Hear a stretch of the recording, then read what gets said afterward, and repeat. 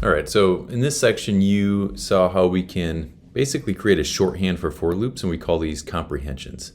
And the most common one is list comprehensions, which you can see here is the general syntax, right? So we have a for loop where we have for item I in some sequence, we're going to express or execute some kind of code expression. And we can do this all within a list comprehension, where we just kind of modify what this for loop looks like, and we say within brackets, because we're doing a list comprehension, we have our expression for each element I in the sequence, right? And so we can do this in a few different ways. We can do this with the list comprehension. They have dictionary comprehensions, tuple comprehensions, and so on. So we can actually create the shorthand syntax for iteration directly within the object that we are actually trying to create, like a list or a dictionary. And this is very common when we see a for loop where we create an empty list or maybe an empty dictionary, and then we do a quick execution in order to fill that list or dictionary. So let's go ahead and actually work on creating a comprehension to replace this for loop we have down here. So again, we're looking at the same process where we have our monthly data files,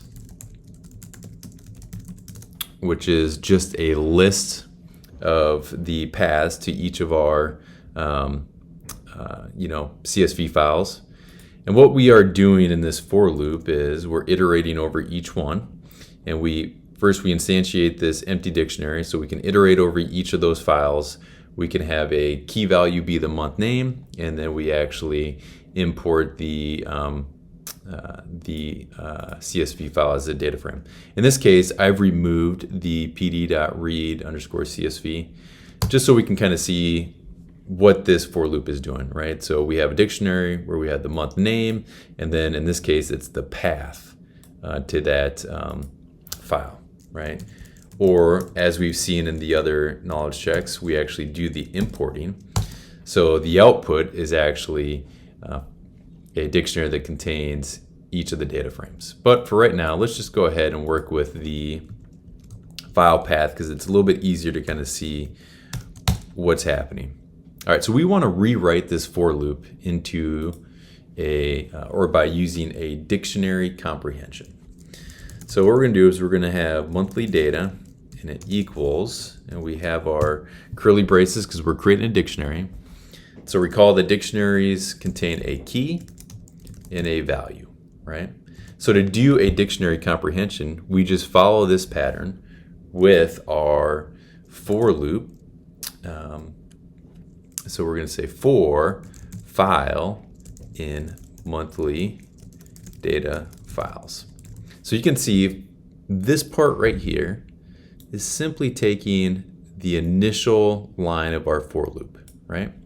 So for each file within our monthly data files, we want to do something, and this is going to end up creating the key and the value for each element in the dictionary. All right, so we already have all the code we need, right? So the key value in this for loop we can see is we are extracting the month name, and that is what we're using as the key. So I can go ahead and take this exact code here, and that's going to represent our key. And then the value is actually the file. So I'm going to replace value with file. And now when I run this, see that we get the same result. Right? So our key ends up being this part, and the path to our file, which is called file here. Now we could modify this if we wanted to actually have the value, this part, not be the path file or the path to our file, but the actual data frame. So what I could do is just do pd.read_CSV, and I'm going to iterate over now.